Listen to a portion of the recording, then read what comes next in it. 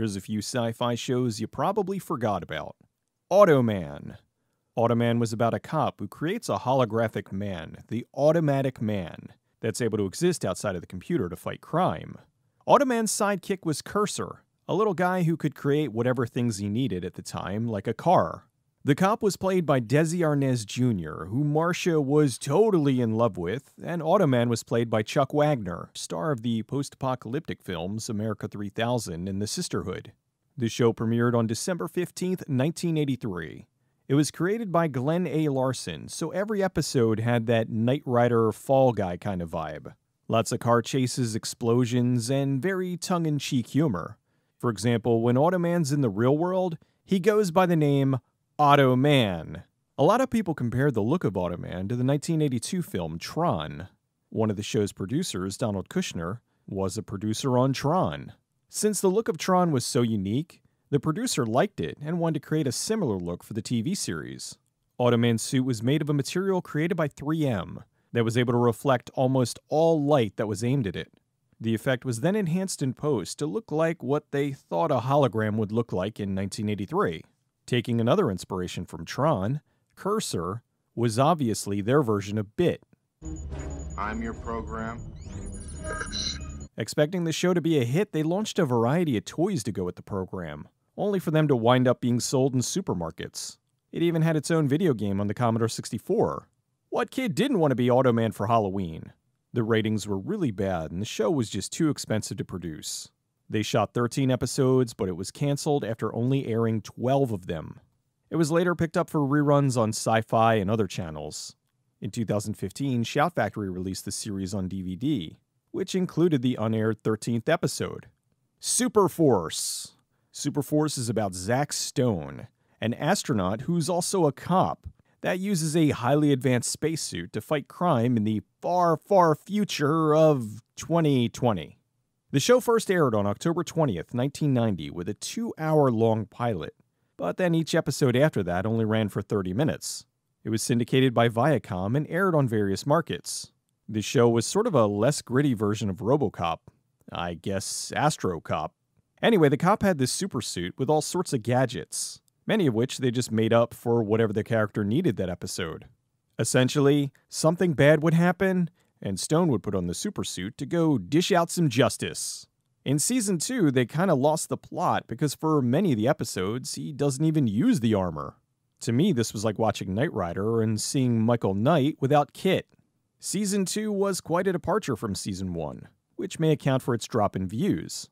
It's possible, though, they may have switched up the show because it was getting too expensive to shoot, or because they needed to do something drastic to try to improve ratings. Since he wasn't using the suit as often, they compensated by giving the character special abilities like super strength and intelligence. So he didn't even need this suit anymore. The show got a little self-aware of the silliness of it, and did a parody episode where Stone's in a Super Force sitcom. The supersuit and many of the gadgets in the show were created by special effects designer Robert Short, who also created the Killbots and Shopping Mall. The show had all sorts of unique guest stars: Lou Ferrigno, Richard Hatch, Sarah Douglas, and Richard Lynch. Also, what 90s action show would be complete without squeezing in a few ex-porn stars like Tracy Lords and Ginger Lynn Allen? Superforce was created to pair with another syndicated show, Superboy.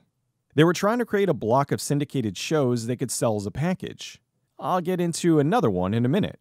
Superforce ran for 2 seasons and 48 episodes, with its last one airing on May 26, 1992. That's a pretty excellent run for a show like this. Look at how many of this type get the kibosh after just a few episodes. The show was restored and the complete series was released on DVD in 2017. Lightning Force. This was the show that was created to pair with Superforce. I guess they couldn't come up with any more super titles. Lightning Force was about an elite military anti-terrorist team that travels around the globe to kick ass.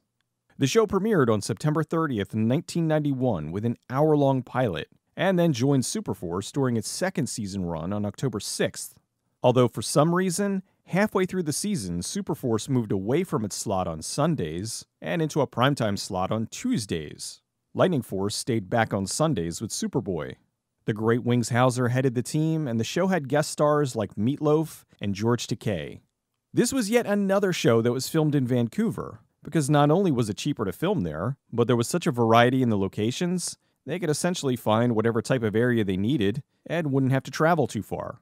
Lightning Force was distributed by Viacom and was shown in 165 different stations throughout the US. It had the reach, but unfortunately, not the views. Lightning Force ran for 24 episodes until it was canceled along with Super Force, and its last episode was on May 31st, 1992.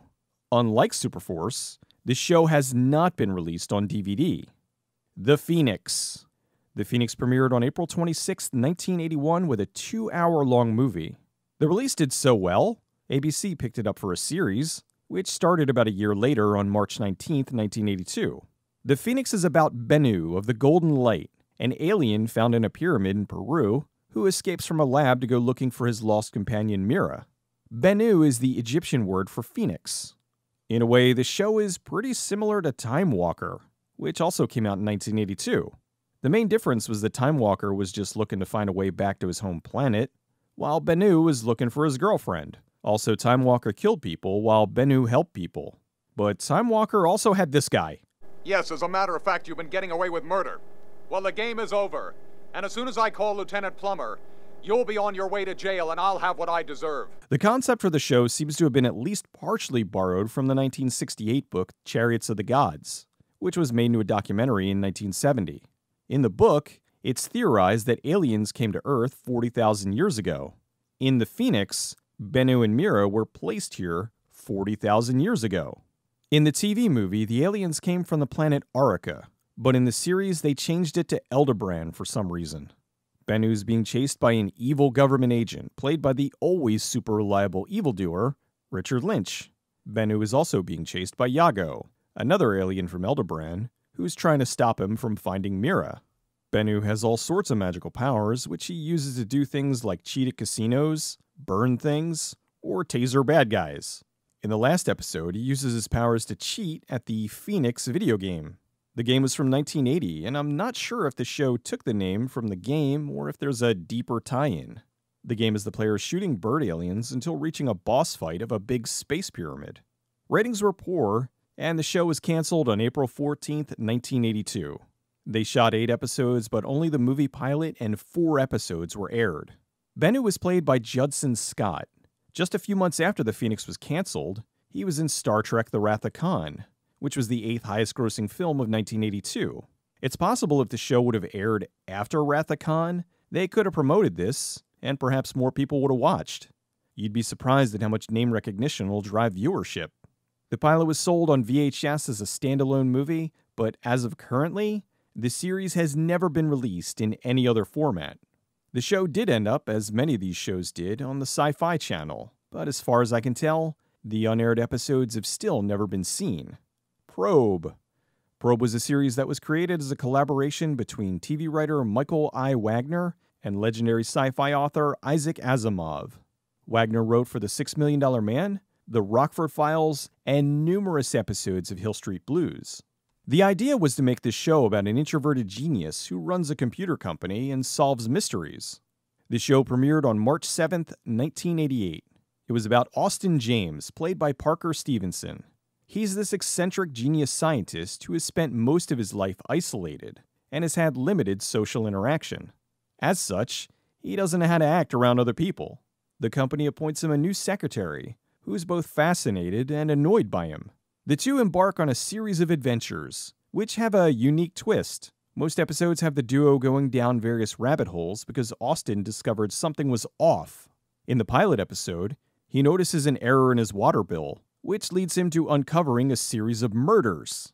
With Asimov helping the foundation of the show, it was very clever, and each episode was unique. Parker Stevenson did a wonderful job of playing this person who didn't know how to socially interact with people. He plays it smart and awkward, but never like a dick. He's likable in his bluntness and lack a social filter. Also, since it was Asimov, they had plenty of technology interwoven into the episodes, like the duo trying to figure out how someone was killed by a hologram. This show was sold as a live-action Johnny Quest or Tom Swift. Although really, Austin was a good bit older than both of those characters. The network picked up the show as a mid-series replacement, so they only shot the pilot plus 7 episodes. If it was picked up for a second season, they would have commissioned more episodes. However, due to low ratings, the show was canceled and the last episode aired on April 14th, 1988. The series was shown frequently in rotation in the early days of the Sci-Fi Channel. I could see them trying to remake this show for today's audiences, only the protagonist would be something like a Mark Zuckerberg prototype, and oh god, I hate that I just introduced that thought into the world. Networks do not do this! Well, that's this week's episodes. I'm sad Probe has never been re-released. I really remember liking it. Although I was a kid at the time, and I'm not sure if the show was really smart, or if it was just smart to teenage me. I do remember it being a prototype for shows that came much later, like House and Monk. The Automan and Superforce DVDs are still in print. Probe and Phoenix are out there and are easy to find if you know where to look. Lightning Force, however, is difficult to find. I didn't even see so much as a trailer for the show on YouTube. The only thing up there was the intro. Anyway, I've got even more unique Lost TV series to show you in a few weeks. Stay tuned.